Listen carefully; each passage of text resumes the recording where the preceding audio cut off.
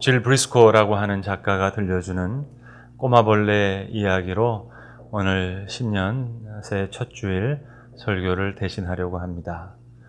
요나서 4장 7절에 나오는 하나님께서 벌레를 예비하사 박넝쿨을 갉아먹게 하셨다 하는 그 한 절 말씀을 가지고 작가가 상상력으로 어린아이들을 위한 동화를 쓴 것입니다. 제가 오늘 구연 동화를 해야 됩니다. 그래서 여러분이 표정이 굳어지시면 앞에서 구연 동화하는 제가 참 어색해집니다. 어린이 여러분 준비되셨습니까? 아까 3부 예배 때 그랬더니 여기서 네 준비됐어요 그러시더라고요. 연못에 파티가 벌어졌습니다. 날쌘 벌레들, 토실토실한 벌레들, 그리고 다 살찐 벌레들이 다 모였습니다. 나뭇잎을 바스락거리면서 엄마 벌레, 아빠 벌레가 나타났습니다. 이상하게 생긴 꾸러미를 내밀면서 천국에서 편지 왔어요 외치자 연못에 있는 모든 벌레들이 조용해졌습니다. 그런데 연못에는 글을 읽을 줄 아는 벌레가 없었습니다. 그 중에 있는 똘똘이 벌레가 눈을 반짝이면서 책벌레를 불러오면 어떨까요? 그래서 책벌레가 부름을 받았습니다. 그리고 이 책벌레가 조용히 조심스럽게 하나님의 편지 봉투를 열자 온 연못은 숨을 죽였습니다. 책벌레가 안경을 고쳐 쓰고 조용히 편지를 읽었습니다. 하나님께서 벌레를 예비하사. 책벌레가 더듬이로 이마를 문지르며 눈을 껌뻑였습니다. 이 편지는 도대체 누구한테 보낸 것일까요? 똘똘이 벌레도 편지를 뚫어져라 쳐다봤습니다. 그때 산들바람이 불더니 갑자기 바람이 좀 강해지더니 편지를 한 높이 뛰어 올려서 연못 반대편으로 가져갔습니다. 소용돌이 치듯 이 편지가 마침내 꼬마벌레 앞에 내려앉는 겁니다. 벌레들은 깜짝 놀라서 그대로 얼어붙었습니다. 책벌레가 소리를 질러서 말했습니다. 이 편지는 바로 꼬마벌레에게 주신 편지입니다. 꼬마벌레는 이 편지는 내 편지일 수가 없어. 나는 그저 벌레일 뿐인데. 벌레 중에서도 제일 작은 꼬마벌레인데. 꼬마벌레는 도무지 알 수가 없었습니다. 책벌레가 가느랗게 눈을 뜨고 편지를 들여다보며 말했습니다. 여기 작은 글씨로 나를 위해 가 주겠니? 라고 쓰여 있어.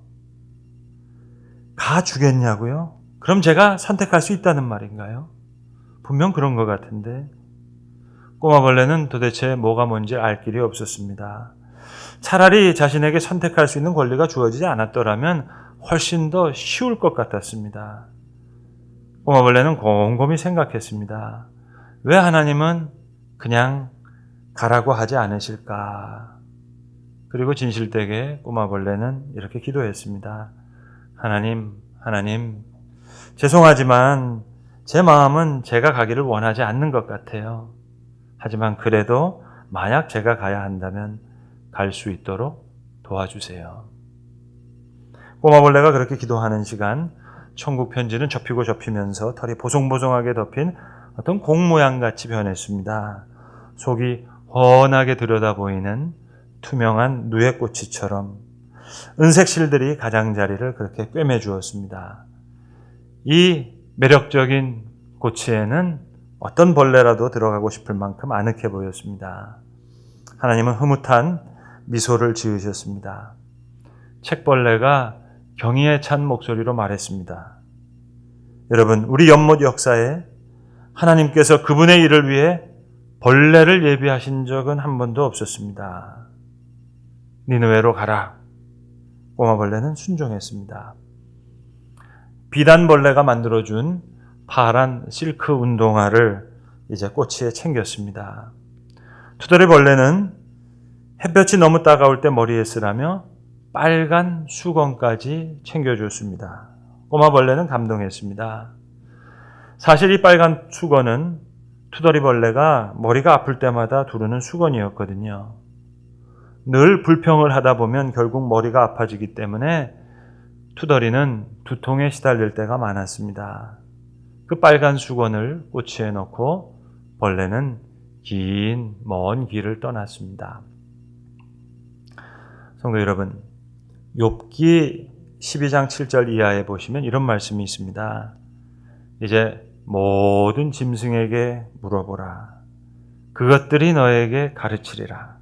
공중의 새에게 물어보라. 그 또한 너에게 말하리라. 땅에게 말하라. 너에게 가르치리라. 바다의 고기도 너에게 설명하리라. 꼬마벌레뿐만이 아닙니다. 박넝쿨도 바람도 큰 고래도 다 모두 하나님이 부르신 곳으로 갔습니다. 꼬마벌레가 길을 걸어가는데 보이지 않는 목소리가 들렸습니다. 안녕? 넌 누구니? 난 꼬마벌레인데 넌 누구니? 난 바람. 난 니누에로 가는데 너 어디로 가니? 너도 혹시 니누에로 가니? 그렇기도 하고 안 그렇기도 하고. 난 먼저 바닷가로 갈 거야. 그래? 거기 가서 뭐 할 건데? 파도와 함께 놀아야지. 하나님의 일꾼이 타고 있는 다시스로 가는 배를 쫓아가도 된다고 하나님이 허락해 주셨거든. 정말 그렇게 할 수 있어? 식은 죽 먹기지. 내가 바람인데. 꼬마벌레와 바람이 이런저런 얘기를 나누는 가운데 바람은 그만 욥바에 조금 늦게 도착했습니다. 일꾼이 탄 배는 바다 한가운데까지 갔습니다. 바람은 큰 소리로 웃으며 파도와 놀기 시작했습니다. 바람을 만난 파도는 더 신나서 열심히 배를 사방으로 밀어댔습니다. 폭풍이 몰아치는 동안 일꾼은 배 밑바닥 저 아래로 들어가서 깊은 잠을 잤습니다. 선장이 내려와 일꾼을 흔들며 일꾼의 하나님께 이 무서운 폭풍을 멈추어 달라고 기도하라고 말했습니다. 선장은 일꾼이 자신의 하나님께 이야기하기는커녕 오히려 그분으로부터 도망치고 있다는 사실을 알지 못했습니다.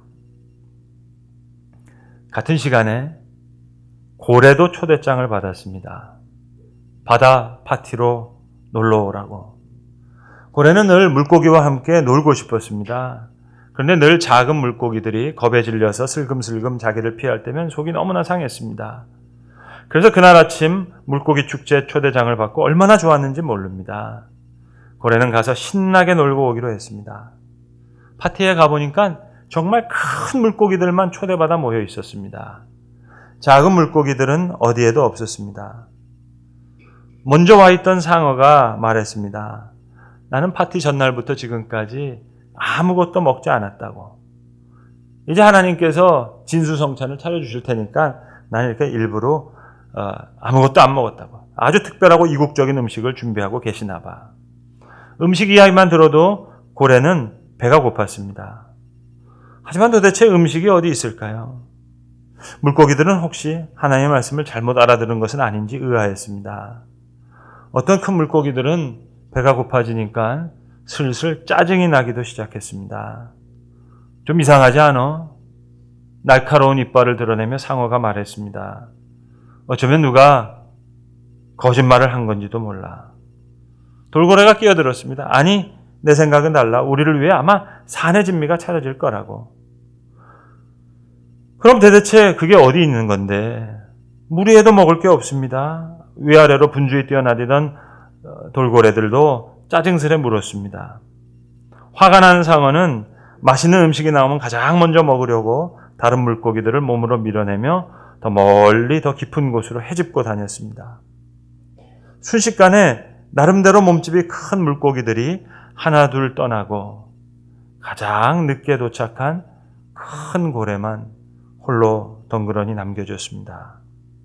다른 큰 물고기들의 소리는 점점 멀어져 가고 이제 아무 소리도 들리지 않았습니다. 바다도 잠잠했습니다. 고래는 바다 밑에 무슨 일이 있는지 보려고 바닥 밑으로 내려가기 시작했습니다.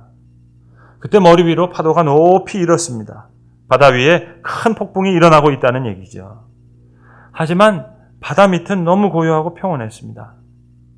지금까지 본 적이 없는 아주 밝은 빛이 자기 눈을 향해서 비춰지고 있었습니다. 고래는 눈을 끔뻑였습니다. 그리고는 하나님이 거기 계시는구나 하는 사실을 깨닫고 고래는 큰 머리를 숙여 하나님 앞에 경배했습니다. 아니, 이런 어마어마한 행운을 만나다니 고래는 믿을 수가 없었습니다.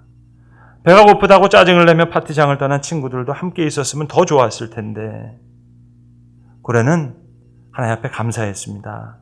그동안 헤엄치며 다닐 수 있는 아름다운 바다 주시는 것 직접 감사할 수 있다는 사실이 너무 기뻤습니다.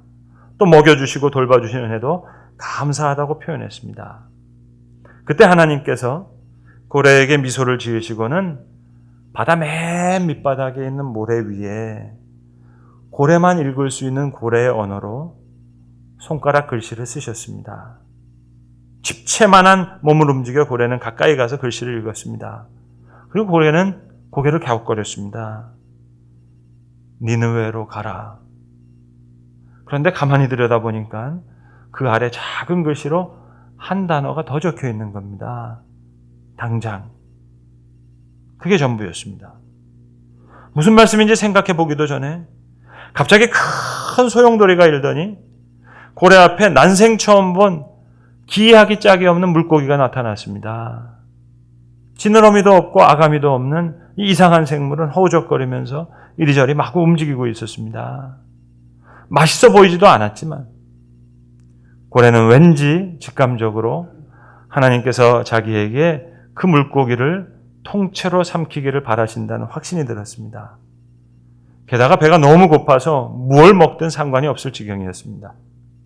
고래는 어마어마한 입을 벌려 한 입에 꿀꺽 일꾼을 삼켰습니다. 그런데 얼마 지 않아 이상한 느낌이 드는 거예요. 분명 방금 삼킨 이 물고기 때문인 것 같았습니다. 갑자기 어디가 어딘지 분간이 되질 않았습니다. 속이 메스끄러운 이 느낌. 니느웨로 가라 말씀하셨는데 거기 병원이 있으니까 가라 하셨나? 고래는 그렇게 생각했습니다. 비틀비틀 헤엄치면서 한참을 갔습니다. 시간이 얼마나 지났는지 얼마나 멀리 왔는지 알 수가 없었습니다. 니느웨를 향해 사흘 밤낮을 헤엄치고 나서 사흘째 되는 날 고래는 너무나 속이 볶이고 괴로워서 물이 점점 얕아지고 있다는 사실도 깨닫지 못했습니다. 하나님의 뜻을 행한다는 것이 이렇게 고통스럽고 이렇게 우스꽝스럽게 되는 것인 줄 너무 몰랐습니다. 허겁지겁 삼킨 그 물고기는 지금까지 먹은 것 중에 최악의 음식임이 분명했습니다.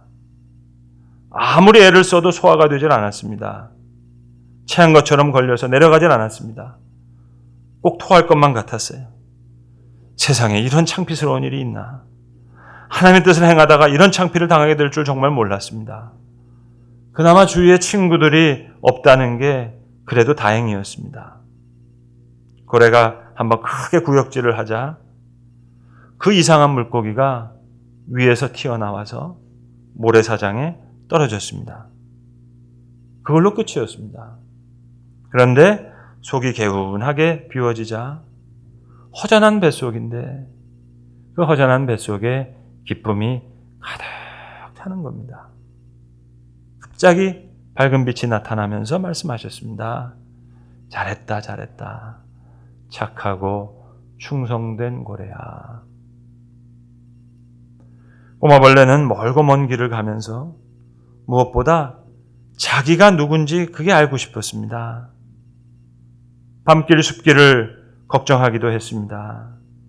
그런데 하나님의 뜻을 행하는 기쁨에서 오는 포근한 행복감이 꼬마벌레의 온몸을 은은한 빛으로 채워주는 겁니다.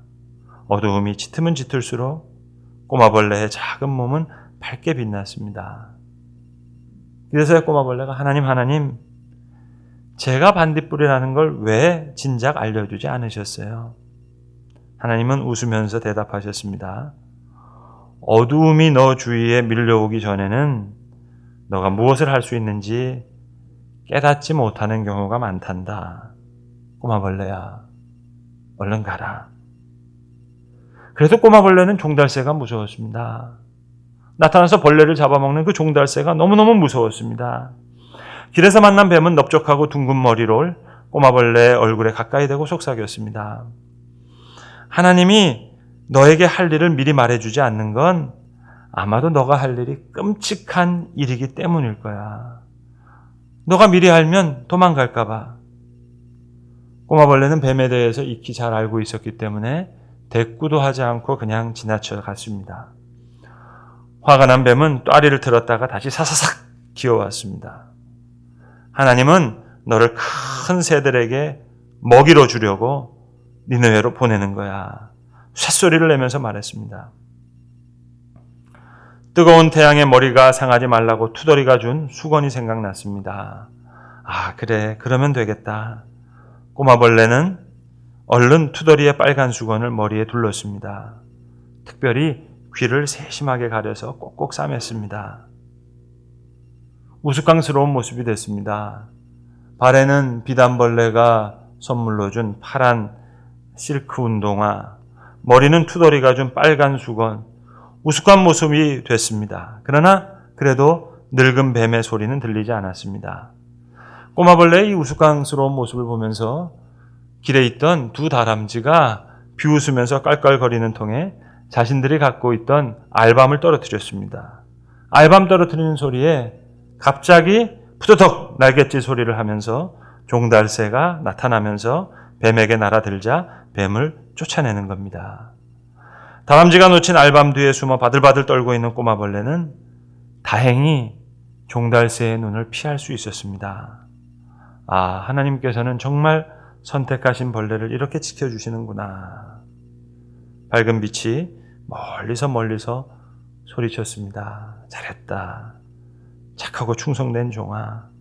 착하고 충성된 벌레야. 계속 가거라. 사랑하는 성도 여러분, 믿음과 자기 확신은 다른 얘기입니다. Faith is never identical with conviction.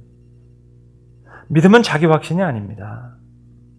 믿을 수가 없어요. 도무지 믿어지지가 않아요. 그러나 순종합니다. 아브라함은 갈 바를 알지 못했습니다. 어디로 가라는 건지, 얼마나 가라는 건지. 그러나 지시하신 그 땅을 향해서 걸어갑니다. 자기 확신이 있는 사람이 아닙니다. 흔들리는 사람입니다. 그러나 순종하면서 갈 바를 알지 못하나 믿음으로 길을 갑니다. 노아는 산 위에서 방주를 짓습니다. 노아 자기 확신의 사람 아니에요. 이제 얼마 지나면 반드시 홍수가 오겠다. 그 확신이 있었던 게 아닙니다. 이게 뭐 하는 일인지 알 수가 없습니다. 그러나 주의 음성을 듣고 묵묵히 산 위에서 방주를 짓습니다. 아브라함도 노아도 자기 확신의 사람이 아닙니다. 그들은 믿음의 사람입니다.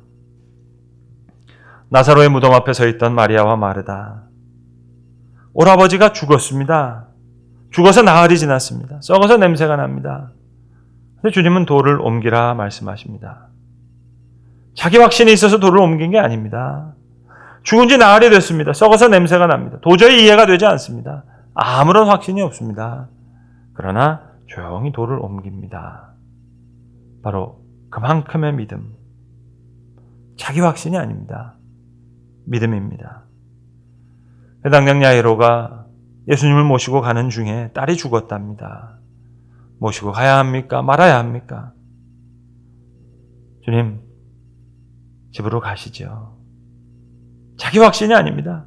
주님 가시면 딸이 벌떡 일어날 것이다. 그렇게 믿었던 게 아닙니다. 확신이 있었던 건 아닙니다만 그냥 모시고 갑니다. 마리아와 마르다, 야이로, 자기 확신의 사람이 아닙니다. 그러나 믿음의 사람들입니다. 반면 오늘 본문에 나타나는 이 요나, 자기 확신의 사람이에요. 본문에 보시는 대로 배 밑층에 내려가서 누워 깊이 잠이 든지라. 아마 요나 그 밑에 가서 유튜브 봤을 거예요, 여러분. 그리고 자기 확신을 더 얻었을 겁니다. 나를 들어 바다에 던지라. 그리하면 바다가 너희를 위하여 잔잔하리라. 너희가 이 폭풍을 만난 것이 나 때문인 줄 내가 아노라. 말은 바르게 하는데요. 아주 나쁜 녀석입니다. 그냥 죽어야 돼요. 죽여달라는 거예요. 그런데 하나님은 그를 다시 살려내십니다. 이게 은혜입니다. 꼬마벌레, 믿음의 벌레예요. 시작만 알고 끝은 몰라요. 그러나 일의 시작이요 끝이신 주님을 신뢰하면서 그냥 한 발짝 더 나아가는 겁니다. 이게 순종이에요. 이게 믿음이에요. 믿음의 벌레예요. 믿음의 고래예요. 믿음의 바람이에요. 그러나 요나, 이 자기 확신의 사람, 믿음이 없어요. 하나도 없어요.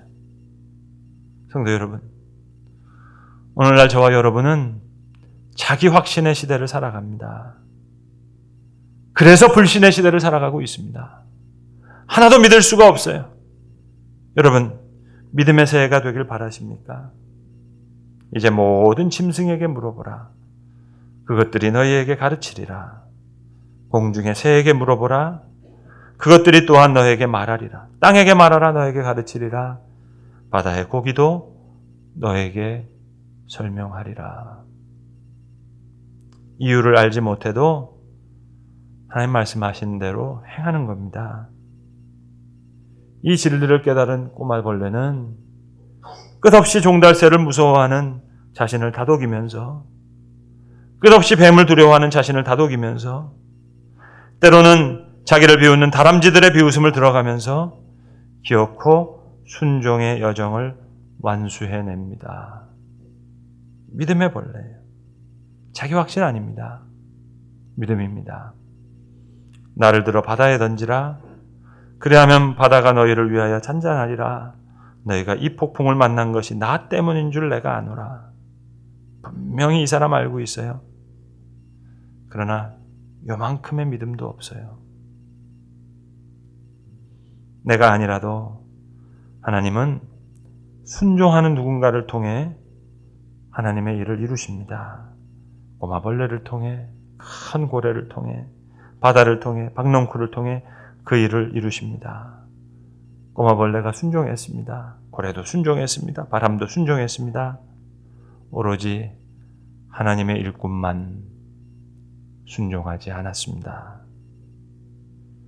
굳이 내가 아니라도 하나님은 순종하는 누군가를 통해 하나님의 일을 이루실 겁니다. 그럼에도 불구하고 굳이 내게 말씀하시는 이유는 내가 놀라운 그 기적의 일부가 되기를 바라시기 때문에.